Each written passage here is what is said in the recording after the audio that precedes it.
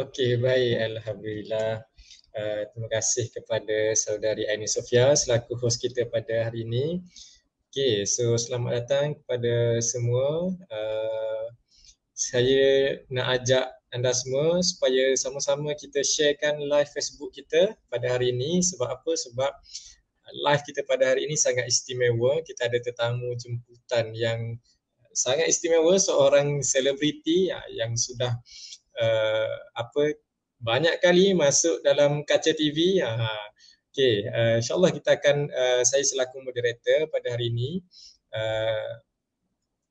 InsyaAllah kita akan bersama dalam sesi ini, kita akan kupas sebuah buku yang bertajuk Seteguh Gunung Fuji Berdiri. Nampak tak dekat belakang saya ni?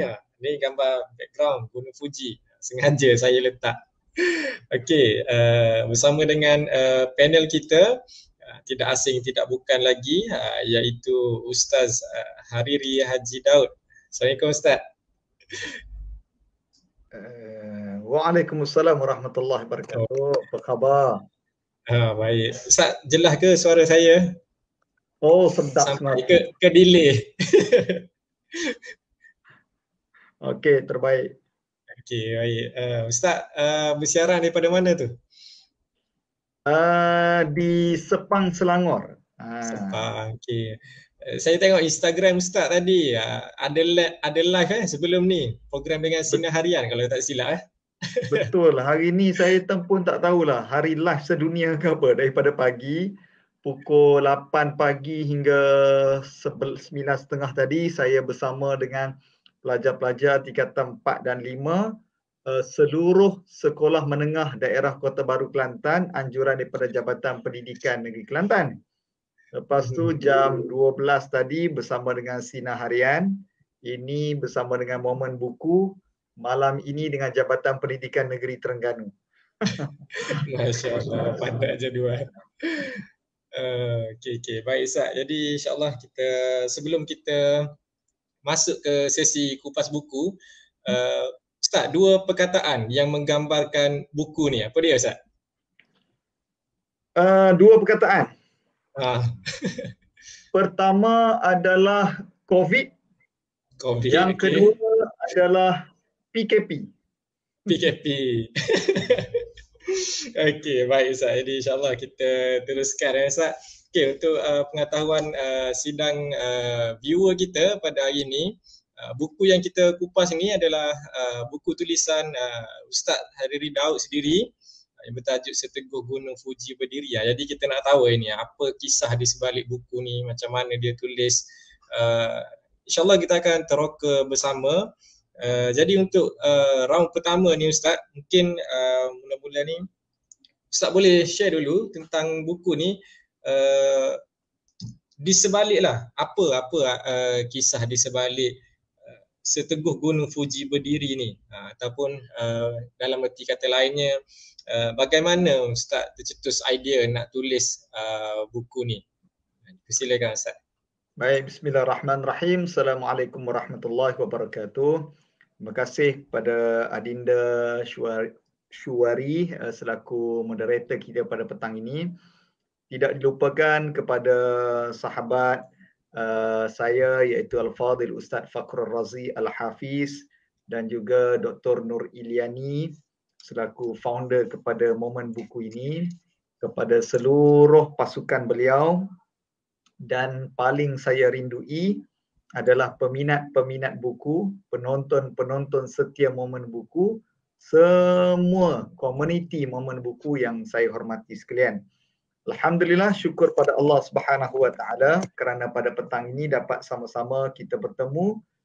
Selalunya kalau sesi My Book Time ini dia selalu akan jadi viral. Pada pertemuan pertama ada satu adegan ataupun momen yang berlaku sehingga kan jadi viral pertemuan kita pada waktu itu, dan pada petang ini mudah-mudahan juga viral secara bermanfaat. Saya jemput anda untuk like dan share dan ramai-ramai kita kongsikan, mudah-mudahan ada manfaat lah. Bila Syuwari tanya saya dua perkataan yang menggambarkan buku ini, saya pilih perkataan COVID dan PKP. Why? Kenapa? Kerana buku ini ditulis sewaktu PKP yang pertama. Sewaktu COVID melanda, maka buku inilah saya tulis. Jadi ada hikmah rupanya di sebalik berlakunya COVID dan PKP ini menyebabkan kita produktif. Menyebabkan kita ada masa untuk menulis. Cerita dia, pada bulan Mac yang tahun 2019 tak salah saya kan, ataupun 19 ke 2020 kita mula PKP. Waktu itu saya ingat cuti sekolah. Jadi saya hantar isteri dan anak-anak saya balik kampung di Melaka untuk mereka menghabiskan cuti sekolah. Tiba-tiba yang Amat Berhormat Perdana Menteri umumkan PKP. Jadi terperangkaplah isteri saya dan anak-anak di Melaka dan saya duduk seorang diri di rumah pada waktu itu. Bila duduk di rumah, bangun tidur. Waktu tu kan kita takut nak keluar. Nak keluar pergi kedai pun kita takut. Jadi kita berkurung dalam rumah. Timbullah satu idea untuk saya flashback dan tulis kembali pengalaman saya berkursus di Jepun tahun 2016 di bawah Japan International Cooperation Center JICE Jepun. Maka saya fikir inilah waktu terbaik untuk saya menulis dan juga mencari balik nota-nota yang saya hadiri dalam kelas, gambar-gambar dan apa saja bahan yang saya ada, dan saya tulis. Sepanjang 3 bulan PKP yang pertama, siap 120 muka surat. Jadi itulah yang berlaku. Idea ini timbul adalah waktu PKP, terkurung tak tahu nak buat apa. Jadi secara reaksi kepada situasi isu, positifnya adalah saya ada masa pagi, petang, siang, malam. Saya beri masa saya untuk menulis dan alhamdulillah siap buku ini dengan pada waktu itulah. Jadi itulah saya fikir timbulnya idea adalah idea ni timbul lama dah. Tapi masa tu tak ada. Jadi idea untuk menulis kembali pengalaman itu saya ingat sejak daripada 2016 lagi, balik daripada kursus kita nak menulis tetapi tak ada masa. Jadi Allah Ta'ala beri kesempatan PKP yang pertama 2020 begitu maka pada waktu itulah saya menulis dan menghabiskan buku tersebut. Itulah lebih kurang Syuari dia punya surat beranak dia, macam mana lahirnya buku ini. Okay, Ustaz. Maksudnya Ustaz pernah ke Jepun lah. Tahun berapa lah? Tahun 2016. Waktu itu saya mengikuti satu kursus. Kursus itu namanya Genesis, Japan East Asia Youth Exchange Program, yang dianjurkan oleh kerajaan Jepun di bawah Japan International Cooperation Center JICE. Dia telah memilih 26 rombongan saya daripada penjawat awam yang belia untuk mengikuti program tersebut hampir selama 2 minggu. Program itu dibuat secara kita kata ada program indoor dan program outdoor. Kita ada kelas selama seminggu lebih dan kita ada homestay program. Jadi pada kita berprogram di Tokyo, di Minakami dan juga Gunma. Jadi mungkin Gunma dan Minakami ni orang Malaysia tak familiar sangat. Tokyo, orang Malaysia ni suka pergi Tokyo, pergi yang ada Miami pantai. Miami, kemudian ada satu tempat yang orang suka pergi taman tema. Apa nama dia tu? Osaka. Itu antara orang Malaysia pergilah. Tapi tempat yang saya pergi ni, saya kursus minggu lebih duduk di Tokyo dan bakinya kurang lebih dalam 5 hari duduk di Gunma, Minakami. Okey, berapa lama Ustaz duduk kat Jepun tu? 14 hari. 14 hari. So dalam masa 14 hari tu disimpulkan, dirumuskan, dibukukan dalam sebuah buku. Betul. Okey, Ustaz, kalau sebelum kita pergi kepada isi buku, berapa lama Ustaz ambil masa nak tulis buku ni? Untuk siapkan tu. Seperti yang saya sebut, saya menghabiskan buku ini selama 3 bulan waktu PKP yang pertama. So Oh, PKP yang 3 pertama bulan. itulah saya duduk di rumah dan menulislah. Mhm. Okey, baik Ustaz. Okey, kita nak beralih kepada soalan seterusnya. Uh, Daripada buku ni lah, apa orang kata intipati buku ni, nak cerita tentang apa? Mungkin ada penonton kita ni, mungkin ada yang dah baca dan mungkin ada yang nak tahu sangat, nak memiliki buku ni nak baca. Mungkin Ustaz boleh terangkan sedikit tentang intipati ataupun apa yang Ustaz nak sampaikan daripada buku ni. Okey, baik, terima kasih. Jepun ini saya fikir bukanlah asing bagi rakyat Malaysia. Jepun kalau ditanya dalam pelbagai lapisan umur, pandangannya berbeza. Kalau tanya kepada orang-orang tua yang hidup sebelum kemerdekaan, Jepun ni mereka marah. Sebab Jepunlah yang datang menjajah negara kita. Negara kita ni dijajah beratus tahun dengan pelbagai penjajah. Dimulai dengan Portugis, kemudian bertukar kepada Belanda, tukar kepada British, datang Jepun, kemudian kembali kepada British. Dalam 4 kuasa besar dalam dunia yang menjajah Malaysia ini, Jepun yang paling pendek. Tetapi waktu zaman Jepunlah paling susah sekali Malaysia. Jadi orang tua-tua dulu memang kalau dengar Jepun, mereka marah. Sebagaimana yang dipotretkan di dalam filem Sarjan Hassan lah. Keganasan ataupun kekerasan yang dibuat. Jadi kalau orang dulu-dulu, Jepun ni mereka marah. Tapi kalau selepas yang lahir selepas kemerdekaan, kalau mungkin yang seusia dengan ayah saya, Jepun ini dilihat dalam kacamata teknologi. Orang-orang dahulu yang pangkat ayah pada waktu ini, tentulah kereta pertama, motosikal pertama yang mereka miliki adalah motosikal Jepun ataupun kereta Jepun. Sama ada Honda ataupun Toyota. Saya ingat ayah saya dulu, dia ada satu motor, dipanggil Honda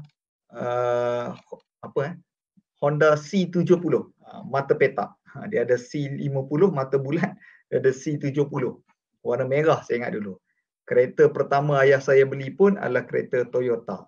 Jadi orang-orang dulu memang mereka tengok Jepun ni dengan kemajuan. Saya ingat waktu saya kecil dahulu, ayah saya bekerja di Penang, jadi pada waktu itu banyaklah kilang-kilang Jepun yang wujud di Malaysia, khususnya di Penang. Antaranya kerjasama rakyat Malaysia dengan Jepun iaitu Bongsiu Honda. Jadi kalau orang yang lahir selepas kemerdekaan melihat Jepun dengan teknologi.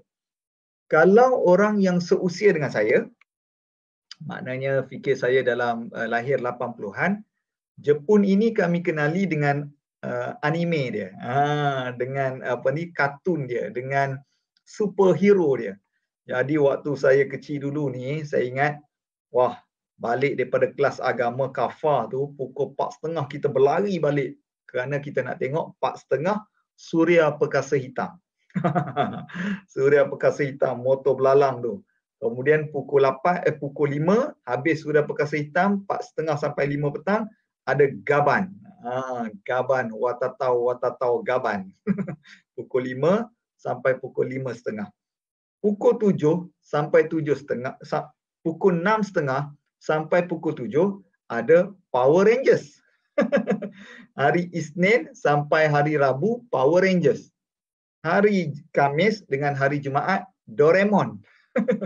Jadi seluruh kita punya kehidupan kanak-kanak itu dengan anime Jepun. Ustaz Fakhrul Razi jawab, Gaban, Suria Perkasa Hitam, Doraemon. Dia mesti minat ni. Baik. Kalau buku pula, kita memang, zaman saya sekolah memang buku tentang anime ni Jepun memang kita baca. Antaranya Dragon Ball. Dragon Ball. Setiap bersiri kita baca. Dewata Raya. Bila habis kita tunggu bulan seterusnya bila nak keluar. Kemudian ada satu komik yang saya minat dulu. Dipanggil Jaguh Bola Sepak. Dia punya hero dia Yoshida. Ini zaman saya lah. Johan Bola Sepak dia punya nama komik dia. Kemudian setiap hari Ahad jam 9 hingga 9.30 dia ada Dragon Ball. Jadi waktu saya duduk asrama dulu, wah kita berlari nak tunggu siaran Dragon Ball. Dragon Ball ada 7 biji kesemuanya. Jadi minat kita kepada Jepun itu dalam soal itu. Mungkin kalau sekarang ini, kalau tanya anak muda sekarang, Jepun itu mungkin agak tidak berapa minat. Mereka lebih hala kepada Korea kerana faktor pertukaran budaya dan juga tourism lah, pelancongan budaya yang berlaku. Baik. Oleh kerana itu, Jepun dengan Malaysia ni sangat dekat dari sudut pelbagai kaedah. Jadi saya cuba menulis dalam buku ini apa sisi baik ataupun apa yang boleh kita belajar daripada negara matahari terbit antara negara yang maju di dunia ini. Banyak pengkaji-pengkaji ataupun penulis buku yang Islamik yang menulis tentang Jepun, mereka akan mengatakan bahawa Jepun adalah negara Islam tanpa umat.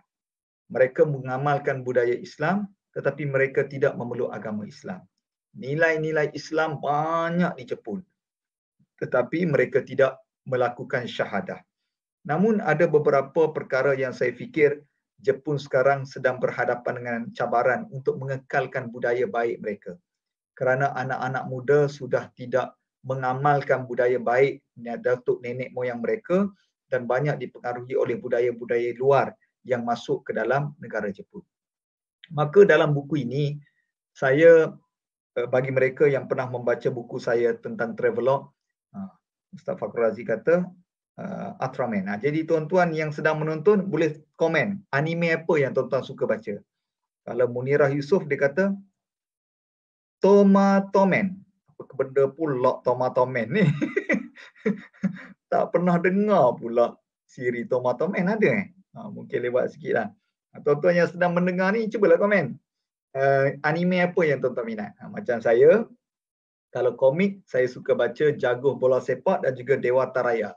Kalau TV, saya suka Suria Perkasa Hitam, Gaban dan juga Dragon Ball. Itu minat saya lah. Naruto ni kira adik sikit lagi kan. Detektif Conan, Conan pun adik lagi lah. Ini mungkin lahir 90-an ataupun 2000 lah. Detektif Conan ni sebagainya. Baik, kalau yang biasa baca buku saya selalu ambil jalan tengah. Saya tidak terlalu memuja negara-negara yang saya lawati dan saya tidak memperkecilkan negara saya. Saya selalu ambil jalan tengah, apa yang ada sebagaimana yang saya selalu gunakan. Belajarlah dengan negara maju, baik belajar dengan negara maju, tetapi belajarlah yang baik-baik. Jadi dalam buku ini saya mencari apa sisi-sisi baik. Kemudian kalau ada sisi-sisi buruk pun saya tulis juga untuk kita ambil pengajaran dan apa lebihnya Malaysia. Sebelum saya kembali kepada Suari, cakap tentang anime ni, tentang buku ni, tentang komik ni. Jepun dia selalu mempamerkan dia punya superhero, dia mesti ada power. Contoh, Suria Perkasa Hitam. Bila dia lawan dia kalah. Akhirnya dia buat keluar dia punya tu kan, gaya tak ingat dah lah. Dia punya gaya tu datanglah belalang tempur. Bila belalang tempur datang, baru dia boleh menang. Begitu juga Ultraman.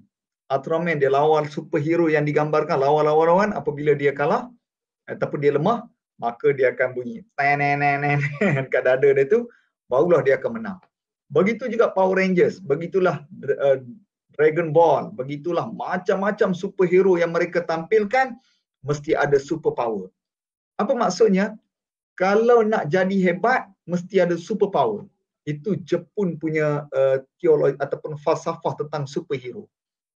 Tapi bila saya tengok di Malaysia ini kita ada satu komik pertama bahasa Melayu. Anime pertama yang divideokan, iaitu nama dia Anak-Anak Sidik.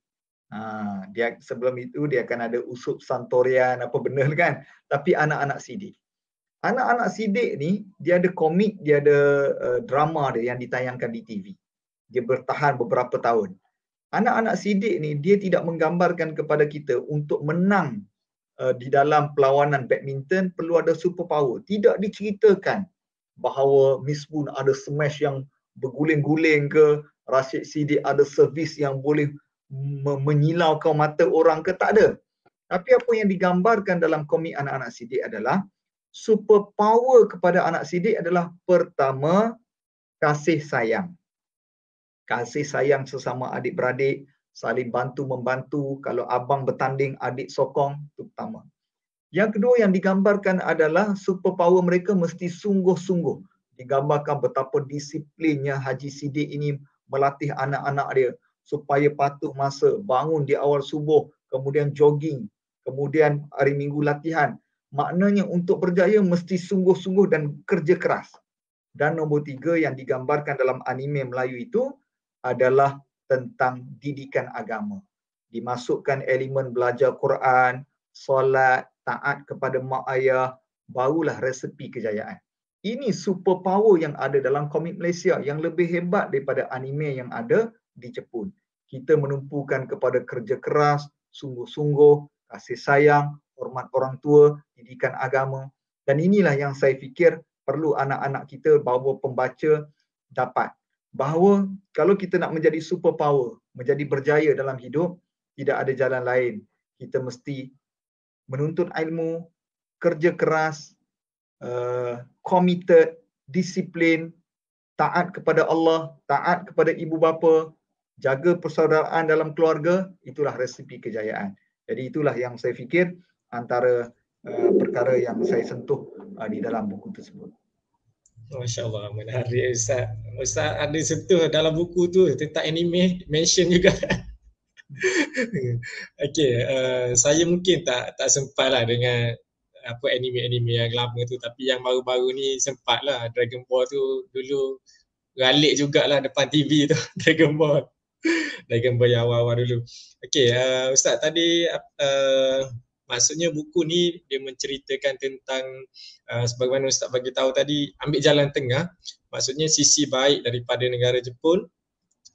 Kita cuba untuk apa orang kata applykan dengan negara kita di Malaysia. Tadi Ustaz juga ada sebut tentang satu apa orang kata budaya yang menarik tentang budaya. Setakat ni lah dalam buku ni, boleh ke Ustaz terangkan sedikit tentang orang kata apa agama dan budaya ataupun orang kata kepercayaan masyarakat Jepun ni yang menyebabkan mereka ni menjadi gah di mata dunia. Apa kalau yang basic yang kita tahu tu antara kepercayaannya apa amalan lah, konsep ikigai kan, ikigai, kaizen. Mungkin Ustaz boleh terangkanlah sedikit tentang budaya masyarakat Jepun dan sejauh mana sebenarnya mereka ni berpegang kepada kepercayaan mereka tu. Silakan Ustaz. Okey, baik. Soal kepercayaan dan budaya. Hari pertama saya sampai di Jepun, bila kita landing, kemudian dibawa ke kelas. Pada hari pertama kita orientasi lah. Kita akan ada taklimat, orientasi, belajar bahasa Jepun. Bila sampai saja, kena terus belajar bahasa Jepun. Ini yang saya tengok antara benda yang mereka kekalkan. Bahasa, budaya. Okay, bahasa. Pernah ada seorang profesor datang ke kelas kami mengajar. Semua yang mengajar dalam kelas kami mengajar bahasa Jepun. Dan akan ada seorang translator. Dia mengajar, translator terjemah. Kemudian bila macam tu kita jadi penat. Dengar bahasa Jepun, kemudian kena dengar translator. Oh, baru kita faham. Dan kita mula bercakap sesama sendiri dalam kelas. Kita kata kenapalah dia dah tahu dah peserta ni orang Malaysia. Carilah profesor yang boleh cakap bahasa Inggeris. Kan senang. Wah, kita mula kutuk-mengutuk. Standard, membawang. Kita membawang. Kita tu kata dia, kenapalah macam ni. Kemudian bila sesi soal jawab. Jadi bila sesi soal jawab, dibuka sesi soal jawab, kami pun bertanyalah soalan dalam bahasa Inggeris. Dan profesor yang bercakap bahasa Jepun tu, dia jawab soalan kami dalam bahasa Inggeris. Kita tercengang.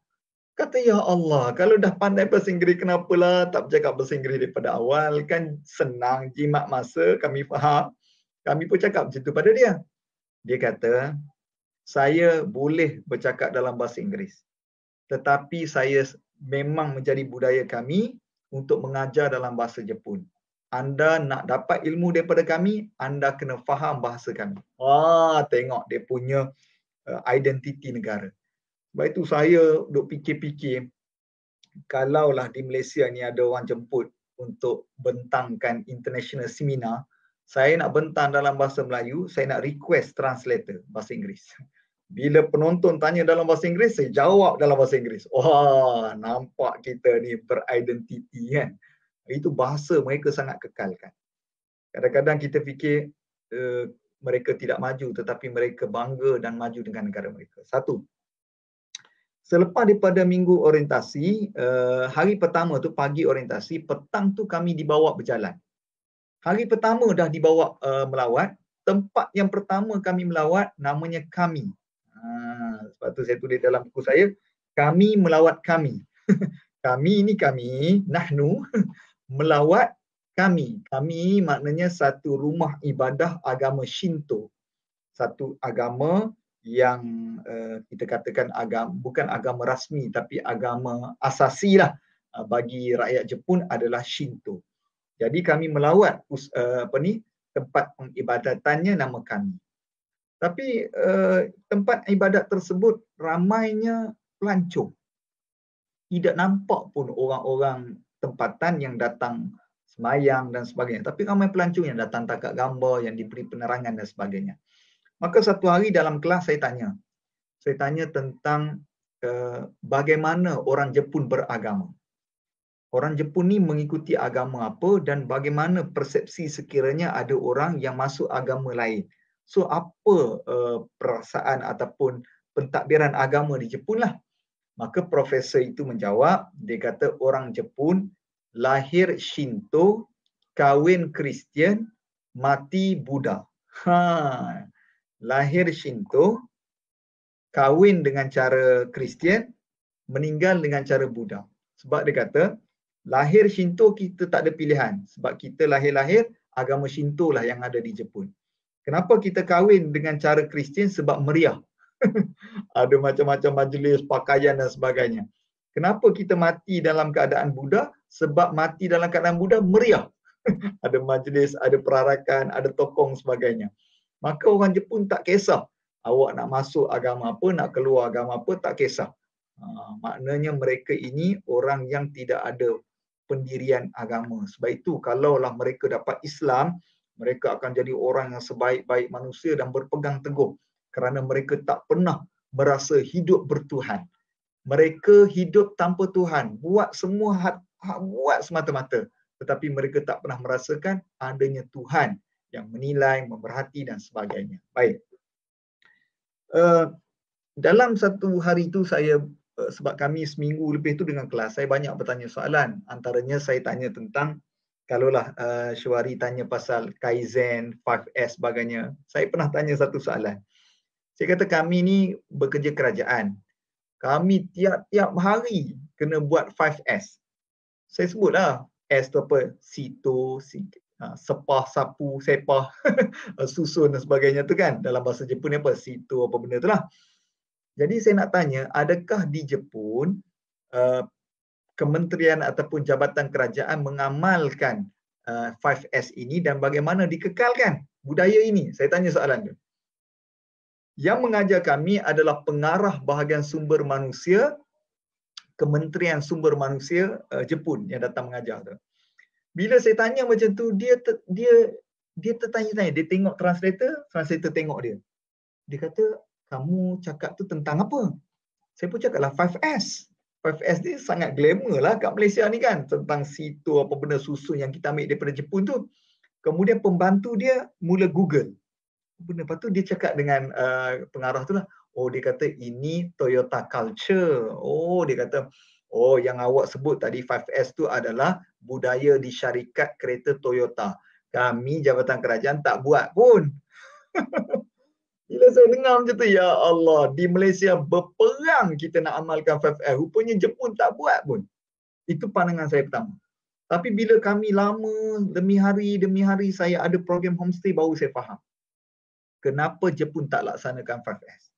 Sebab dia sudah jadi budaya. kebersihan ini sudah jadi budaya yang tak perlu diajar dah. Macam kita lah, masuk rumah dengan kena buang kasut. Di Kelantan kalau kita nak masuk rumah orang, kita kena pecah selipar masuk. Kita tak perlu tulis di pintu kita, sila buka kasut sebelum masuk rumah. Kita tak tulis. Sebab apa? Dah jadi budaya. Jadi Jepun macam itulah. Kenapa dia dah tak buat 5S? Kerana sudah jadi budaya.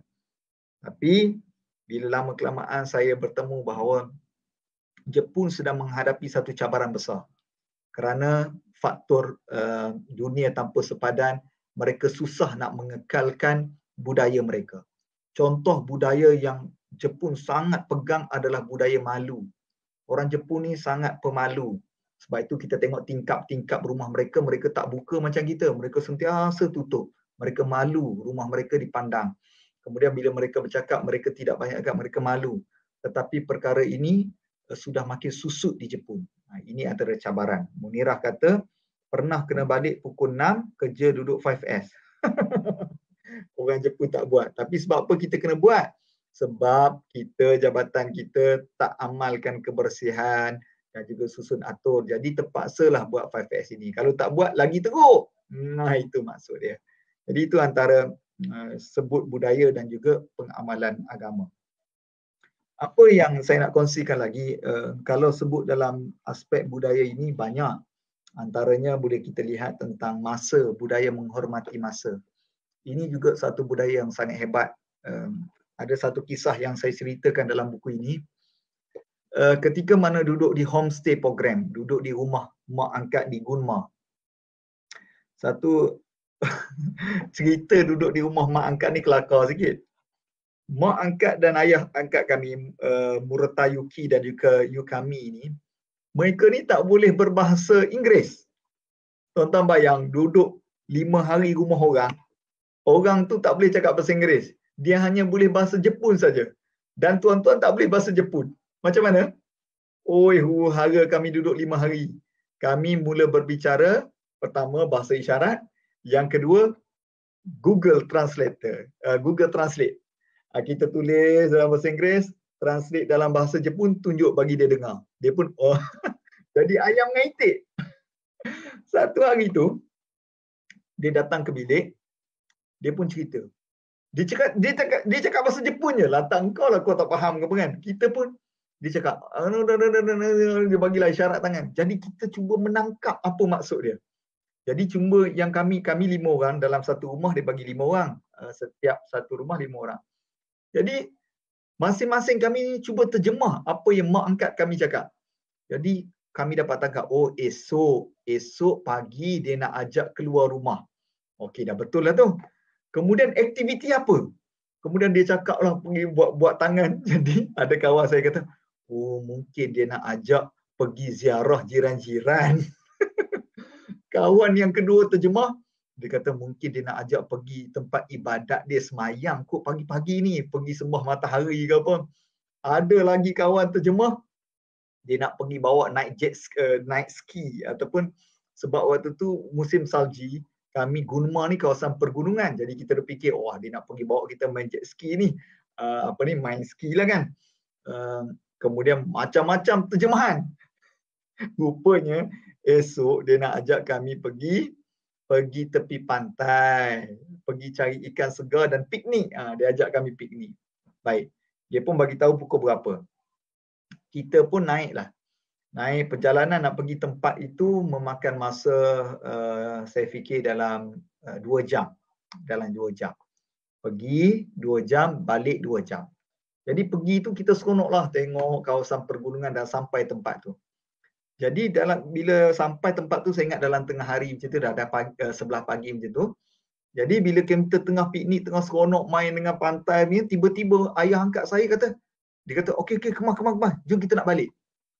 Jadi kami ni macam, baru pukul 12, kata relax lah dulu kita ni. Dia macam dah tak nak bincang lah, kata jom balik. Kita ke mana, nanti kita datang lagi. Kita rasa macam, tak apalah sebab dia pun macam tergesa-gesa, kita pun ikutlah.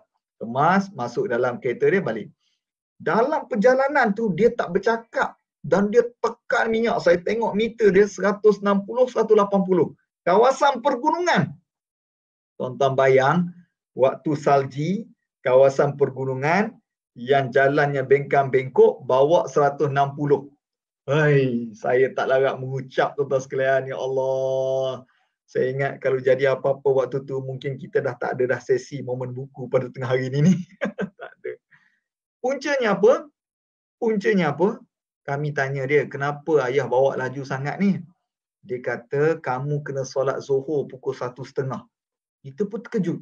Macam mana dia tahu? Rupanya waktu kami daftar dulu, saya ingat lagi waktu pendaftaran peserta, kita tulis apa yang kita nak. Jadi antara benda yang kami minta adalah pertama, makan makanan halal. Yang kedua, waktu solat. Nak solat. Jadi dia dapat maklumat tu, penganjur bagi pada dia. Jadi dia kena balik pastikan semayang jam 1:30. Jadi dalam kereta tu, saya cuba memberi pemahaman kepada dia. Saya beritahu, ayah, kita boleh buat jamak kasar. Kami ni musafir. Dan waktu Zuhur pun daripada pukul 1:30 sampai pukul 4:30, panjang masa. Tapi dia dah tak boleh terima dah. Sebab dia kena patuh arahan daripada penganjur, 1:30, 5 orang ni kena solat. Jadi dia tekan minyak sejam. Benda yang 2 jam jadi sejam. Sampai kat rumah tepat 1:20. Dan dia suruh kami solat. Bila kita sampai, kita lepak kat dalam bilik, dia ketuk pintu. Dia kata, dah solat belum? Kita pun angguk-angguk, dah solat. Dia lega. Rupanya, Masya Allah, dia rupanya orang Jepun, orang yang sangat patuh kepada masa. Mereka sangat bukan patuh masa, menghormati masa orang lain. Wah, ini sangat hebat. Ini yang saya tulis di dalam buku saya tentang masa bukan cerita biasa. Itulah Syuhari, perkongsian sikit. Okey, Ustaz. Patuh masa. Macam mana Ustaz kita nak apply benda ni dekat Malaysia? Sebab orang Malaysia ni macam mana nak cakap? Dia satu perkataan lah yang menunjukkan dia ni orang Malaysia, on the way. Tanya kat mana janji apa nak main futsal ke apa pukul 4, kat mana? On the way. On the way Melayu ni kalau apa boleh tulis buku banyak bab. Apa tengah pakai baju pun on the way, tengah mandi pun on the way, baru bangun tidur pun on the way. Ustaz, macam mana Ustaz kita nak contohi lah pandangan Ustaz lah. Ni luar topik sikit. Adalah budaya lah. Dia bukan satu benda yang boleh dipulihkan dalam sehari dua. Jepun pun saya ingat nak dapat macam tu mungkin selepas daripada Nagasaki yang dibom oleh mereka nak bangkit untuk maju. Jepun ni, Suhari, satu negara yang saya fikir tak layak untuk duduk. Kerana Suhari, kawasan dia kawasan yang gempa bumi boleh berlaku, tsunami boleh berlaku, gunung berapi boleh berlaku. Maknanya satu wilayah yang macam-macam masalah boleh berlaku. Tapi hebatnya mereka macam kita lah, COVID. Macam kita stres, COVID ni menyusahkan, menyebabkan. Tapi mereka, macam mana kita nak hidup dengan COVID? Itu orang Jepun. Negara mereka ada gempa bumi, gunung berapi, tsunami. Tapi mereka berfikir macam mana nak hidup dalam keadaan macam tu. Sebab itu, kalau kita pergi ke Jepun, pertama taklimat gempa bumi, Syuhari. Bayangkan, sampai saja dalam kelas, okey, kita akan dengar taklimat gempa bumi. Apa perasaan kita? Gila kata, ya Allah, mati. So diterangkan kalau berlaku dan semua bangunan dia di bawah, kalau kita piling di bawah, dia akan letak roda. Semua bangunan di Jepun, bawah tu dia ada roda. So roda itu akan mengikut gempa bumi tersebut. So dia tidak akan jatuh, dia akan ikut. Wah, hebat. Sebab dia kata jangan panik, duduk kerana kami mempunyai teknologi untuk mengawal runtuhan gempa bumi melalui kaedah roda yang dibuat. Dia juga. Jadi benda ni budaya lah. Kalau saya ingat kalau kita nak ubah, kita bermula daripada sistem pendidikan. Sistem pendidikan sangat penting kanak-kanak. Jadi cikgu tak boleh datang kelas lambat. Kalau kelas pukul 9, cikgu tak boleh 9.10. Kalau lah macam tu berlaku, so anak didik, ibu bapa pun mesti tepati janji. Jangan duk belawak je aku anak. Mata. InsyaAllah semeta. Ayah beli minggu depan. Siapa sudah tak beli. Tapi kalau kita tak boleh nak buat, so dia tak jadi budaya. So bila tak boleh budaya, agak sukar lah. Tapi benda ni boleh dibuat sekiranya kita mula daripada keluarga kita. Kalau keluarga kita keluarga yang patuh masa, keluarga kita macam kita lah, orang Kelantan, kita kalau orang tua mari di rumah, kita tak, ayah kita tak bui, kita jalan depan. Kena jangan kurang ajar lah dengan orang tua. Jadi benda tu bila dididik menyebabkan kita tak berani nak buat kerana didikan dalam keluarga kita. Begitu juga orang Kelantan ke apa. Kita selalulah kita orang Kelantan ni kita ada 3 fasa jumpa dengan orang. Pertama ambo, yang kedua kawan, ketiga aku. Ada pernah kawan saya waktu di universiti dia kata, aku pening orang Kelantan ni. Semeta kecek ambo, semeta kecek kawan, semeta kecek aku. Saya kata kat dia, orang Kelantan kita ada 3 jenis. Kalau mula-mula kenal, kita kata ambo. Tapi rapak sikit kawan, rapak sungguh aku mu. Jadi benda ni budaya.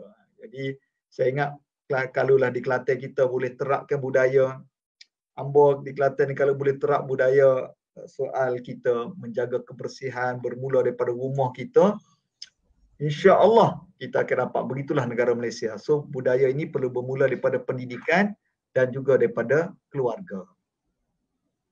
Masya-Allah. Okey, baik Ustaz. Kita ada penonton kita ni daripada Saidah Syahari ni. Dia kata sedap juga dengan Ustaz Hariri cerita. Katanya mak sambil tengok live Mama Buku dari dapur hari ni.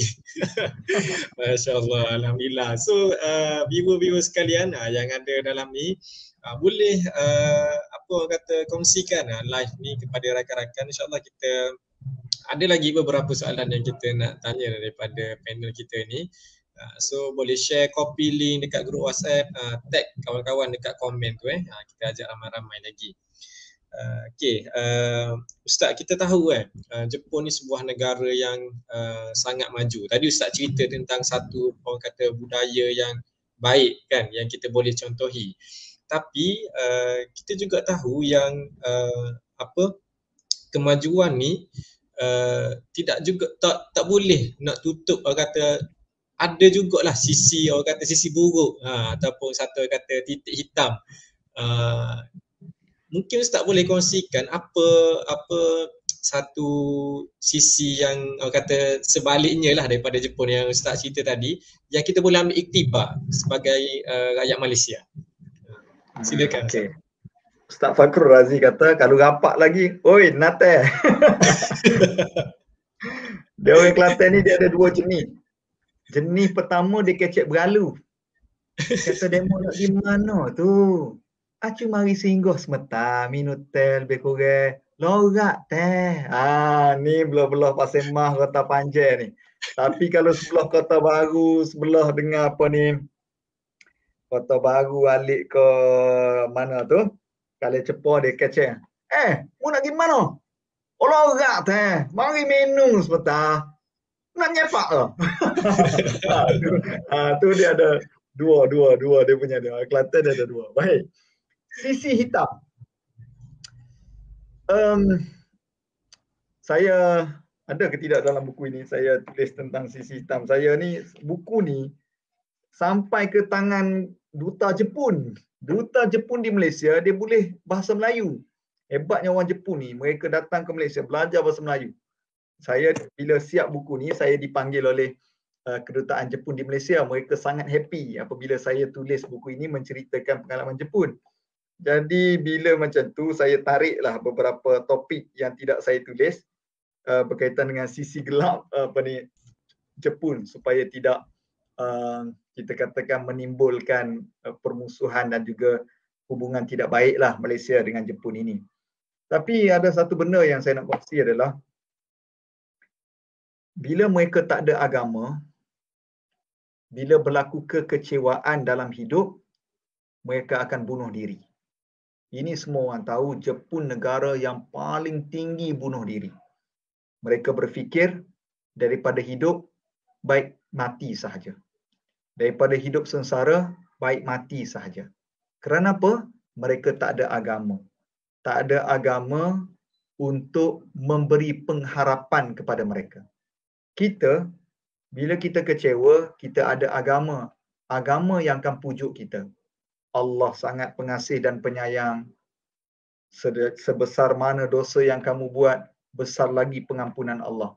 So agama akan pujuk bagi motivasi kembali kepada Allah. Sejahat-jahat manusia ada pengharapan kepada mereka. Tapi masyarakat Jepun, mereka apabila kecewa, mereka hilang pengharapan. Maka caranya bunuh diri. Sehingga kan ada satu bukit di Jepun terkenal dengan bukit bunuh diri. Mereka bunuh diri.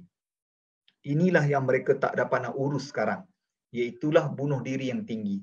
Sehingga ada beberapa syarikat yang mula memperkenalkan satu cuti. Namanya cuti putus cinta. Sebab ramai gadis-gadis Jepun apabila mereka putus cinta, mereka bunuh diri. Maka syarikat telah memberi cuti bagi mereka yang putus cinta, kecewa, maka cutilah. Kerana kalau datang kerja, tidak boleh membantu syarikat, jadi berehatlah sebentar, pulihkan diri, maka datanglah kerja balik. Selalunya diberi cuti 1 ke 2 hari. Dalam kelas kami, bila dengar perkongsian macam ni, semua seronok. Wah, dia kata bagus ni kalau kita implement di Malaysia ni. Tapi saya fikir tak boleh. Kat Malaysia ni tak boleh buat cuti putus cinta. Sebab orang Malaysia hari-hari putus cinta. Hari-hari putus cinta. Hari ni putus, esok cinta balik. Hari tu sampai bila nak bekerja macam ni? Tak sesuai. Jadi sisi yang saya fikir mereka adalah mereka tidak ada agama. Kalau mereka beragama sekalipun, mereka tidak berpegang teguh kepada agama. Jadi inilah yang menyebabkan mereka hilang pengharapan hidup, mereka bunuh diri, mereka dan sebagainya. Kalaulah mereka pergi berjuang, contoh para tentera, mereka kalau kalah, mereka tak akan balik, mereka akan bunuh diri sebab malu untuk memberitahu mereka kalah. Ini yang berlaku di negara Jepun lah. Sebab itu kalau kita tengok Jepun, ahli politik dia kalau jadi menteri, Perdana Menteri, contoh, katakanlah kapal perdagangan Jepun tiba-tiba karam. Menteri dia akan meletakkan jawatan serta-merta kerana perasaan malu yang tinggi yang ada dalam diri mereka. Inilah yang berlaku di Jepun. Cuma yang saya fikir bahawa kalaulah mereka ini berjumpa hidayah Allah, mereka akan jadi orang yang kuat berpegang teguh pada agama dan orang yang sudah ada budaya yang baik, cuma kosong akidah di sana. Jadi itulah kalaulah yang boleh kita belajar daripada mereka. Ada banyak benda kemajuan yang boleh kita ikut, tapi yang tak boleh kita ikut adalah gila bekerja. Mereka ni gila bekerja, tapi Islam tak ajar kita jadi gila bekerja. Mereka ni tengah bekerja, makan sambil bekerja, kemudian balik lewat malam, bekerja, kuat bekerja. Islam tak ajar macam tu. Islam ajar kerja pagi sampai petang, malam berehat, beri hak kepada diri dan hak kepada Tuhan. Dan hidup kita ada hubungan sesama manusia. Kita jangan kerja sampai jiran kita tak buat baik. Kerja, balesah tak pernah pergi, tak boleh. Islam mengajar kita kesempurnaan, kita katakan hidup yang lebih baik. Itu antara perkara yang saya fikir tidak sesuai lah untuk dicontohi oleh Malaysia dan juga umat Islam. InsyaAllah. Okay, baik Ustaz. Jadi itulah viewer kita. Alhamdulillah lah, kita syukur kita ada di Malaysia, ada iman.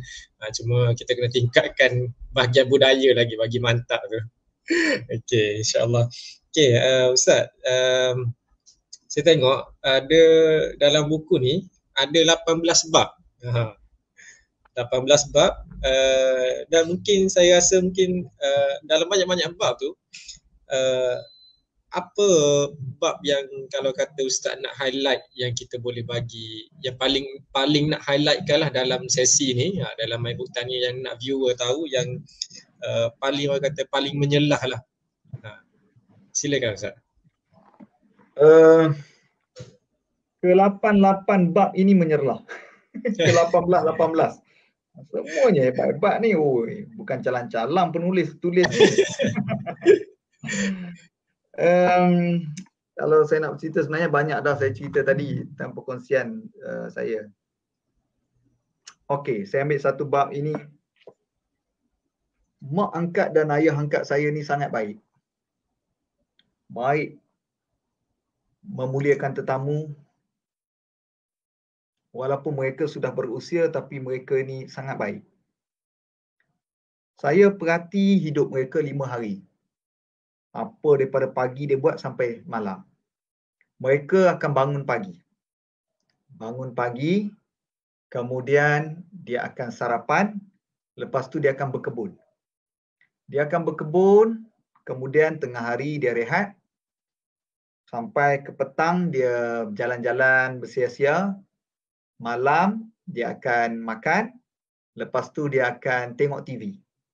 Sampai waktu kurang lebih jam 9, dia akan tidur. Itulah setiap hari. Saya tengok je. Saya tanya dia anak mana, sebab waktu kami duduk tu mereka tu tinggal berdua. Dia kata dia ada anak 2 orang, tapi dua-dua duduk di Tokyo bekerja. Saya kata tak balik ke? Dia kata tak balik, sibuk bekerja. Jadi mereka ni sangat jaga kesihatan. Ayah angkat saya tu umur dia 60 lebih tapi tak ada penyakit, cergas. Dia kata kena jaga kesihatan sebab tak ada siapa yang jaga dia. Mereka berdua sahaja. Saya buat kesimpulan bahawa walaupun Jepun ini maju, rupanya menjadi tua di Jepun sangat sunyi. Saya bandingkan atuk saya di kampung. Mungkin atuk saya ni tidaklah semaju Jepun, tapi hidupnya terisi. Dia bangun sebelum subuh untuk tunaikan solat tahajud, solat sunat yang lain. Kemudian dia akan pergi suami isteri, jalan kaki pergi ke Balesah, semaya subuh. Abai semaya subuh, dia dengar tazkirah kuliah subuh. Habis kuliah subuh, singgah sebentar di kedai nasi belauk Kak Mah, beli nasi belauk. Beli nasi belauk, makanlah suami isteri. Habis juga dia nak pergi nak pergi pasar, kerana Tok Ambo ni nego di pasar Pasir Mah. Sebelum nak pergi pasar, dia semaya duha 2 rakaat, pergilah pasar. Pergi kerja, balik petang. Petang juga makan nasi lah sebelum ngorek. Kemudian mandi, siap ngorek, pergi semaya Balesah ngorek. Kemudian dengar kuliah ngorek, semaya Isya berjemaah, balik tengok TV sebentar, tidur. Esok bangun pula semaya. Saya fikir, bagusnya kita ni, hidup kita ni sebab ada Islam. Islamlah yang mengisi kehidupan kita. Kalau kita tak ada Islam, kita akan jadi serupa dengan orang Jepun tu lah. Buat, tak tahu buat apa, ikut dia. Yalah, hari-hari begitu. Tapi bila kita ada Islam, menyebabkan hidup kita terisi. Kemudian Islam mengajar kita, anak-anak kena jaga orang tua. Jadi selalu bergilir sebulan sekali, anak pertama balik, bulan depan anak kedua balik. Kemudian hantar piti, kemudian telefon sokmo. Maknanya Islam mengajar kita kehidupan ini. Tapi bila kita tak ada agama, kita akan hidup sendirian, sunyi sehingga akhir hayat kita. Yang inilah yang saya fikir yang berlaku di Jepun, sehingga kan Jepun dia ada satu masalah, lambakan orang tua yang begitu banyak. Lambakan orang tua. Sehingga kan ada siri-siri cerita, saya tak tahu sama ada itu cerita dongeng, tetapi cerita-cerita rakyat Jepun diceritakan bahawa orang tua-tua akan diletakkan di dalam hutan kerana tak ada anak-anak yang menjaga. Biar mereka mati, dan rumah orang tua-tua di Jepun begitu banyak. Kerana saya fikir kerana tidak ada agama yang menyusun kehidupan mereka. Jadi inilah yang saya fikir, walaupun kita duduk di Kelantan, mungkin kita fikir kita ni susah sikit daripada negara maju orang lain. Tapi kita kena syukur sebab kita ada agama. Agamalah menyebabkan hidup kita lengkap. Biar kita tidak kaya duit, tapi kita kaya jiwa. Kita mungkin tak kaya dari sudut harta, tapi kita bahagia. Kita mungkin anak-anak kita ada berjaya, ada tak berjaya, tapi anak-anak kita menjaga kita. Jadi kita juga mungkin duduk berdua, suami isteri dalam rumah, tapi kita ada jiran. Jiran pula serupa dengan adik-beradik kita. kena saling bersedekah antara satu sama lain. Kalau jiran sakit kena pergi tengok. Jadi Islam lah menyebabkan kehidupan kita ni sempurna sampai akhir hayat. Kalau ada orang mati, orang lain jadi fardu kifayah kena uruskan kita. Kalau orang Jepun mati, seorang diri ya. Kalau orang mari, tengok ada. Kalau tak ada, berulak dia punya jenazah. Itu nak cerita mahalnya sebuah perkara yang bernama agama. Jadi sebab itulah dalam buku hamba ni hamba banyak cerita tentang sunyi tika tua itu, hamba kaitkan dengan perkara agama supaya kita fahamlah. Sebagai penutupnya 340 dah ni, hamba nak tutup dengan hamba baca sebuah puisi yang hamba tulis di dalam buku ini yang boleh kita belajar sesuatu. Bahkan inilah yang memberi maksud besar kepada buku inilah. Hamba tulis, apakah itu agama? Agama itu merasa hidup bertuhan. Apakah itu agama? Agama itu kehidupan berperaturan. Apakah itu agama? Agama itu panduan mengelak kesesatan. Apakah itu agama? Agama itu kasih sayang sesama insan. Apakah itu agama? Agama itu cinta kepada yang Maha Mencipta. Apakah itu agama? Agama itu budi selepas mati. Apakah itu agama? Agama itu kejayaan berasaskan iman. Apakah itu agama? Agama itu Islam, kerana Islam satu-satunya agama. Allah yang memuliakannya. Hiduplah kamu dengan Islam dan matilah kamu dengan Islam. Wallahu a'lam. Masya Allah Ustaz, padu sekali kesimpulan sekali dengan penutup tu Masya Allah, hidup agama. Agak deep juga dalam hati. Terima kasih Ustaz. Sebenarnya saya ada nak buat satu game, tapi macam kesentukan masa macam tak sempat. Tak apalah, insyaAllah lain kali Jadi tadi Ustaz pun dah bagi kesimpulan. Saya rasa kiranya setakat ini saja kot sesi live kita pada hari ini. Saya ucapkan terima kasih banyak-banyak pada Ustaz dalam kesibukan masa kepadatan jadual, sempat luangkan masa bersama dengan momen buku adalah segmen My Book Time kita. Rasanya setakat itu saja, ataupun mungkin Ustaz ada nak bagi pesanan untuk viewer kita, apa-apalah nasihat ke berkaitan dengan buku dan sebagainya. Silakan Ustaz. Pertama, buku ini telah habis cetakan pertama dan kedua. Saya difahamkan oleh penerbit mereka tengah cetak untuk kali ketiga, jadi saya ingat belum ada lagi. Tapi tunggulah di JT Book, tinjau-tinjau lah dia punya IG dan juga nama webnya, ada ke belum lagi cetakan yang ketiga. Satu. Yang kedua adalah, saya sesibuk mana sekalipun, kalau momen buku panggil saya akan bagi masa.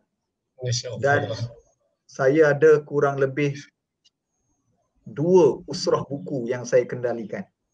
Satu usrah buku pejabat saya di JAKIM, kami ada usrah buku yang saya selaraskan.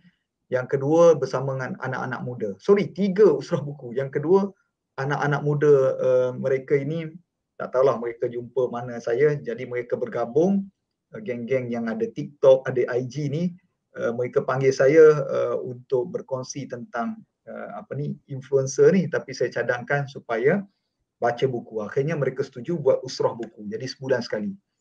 Yang ketiga, saya buat bersama dengan pelajar-pelajar USIM. Memandangkan saya ada sedikit sebanyak di USIM ni. Jadi saya himpunkan semua pemimpin persatuan, mesti kita buat usrah buku.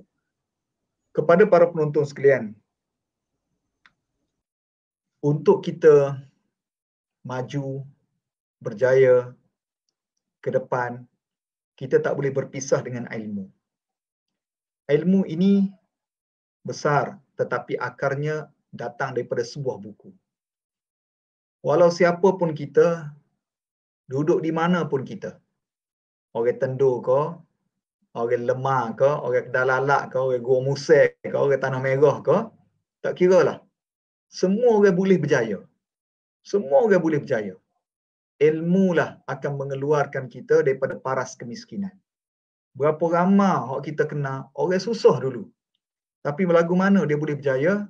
Kerana dengan ilmu. Jadi, saya fikir semua ibu dan ayah, kita selalu buat pelaburan beli telefon. Beli baju Kiko ke anak-anak. Kasut Nike, Adidas. Jari-jari sekali beli di Wata Panjang, Abibas. Tapi kita kurang buat pelaburan untuk beli buku ke anak-anak. Mungkin bagi kita buku ni tak berapa penting, semua dalam rumah.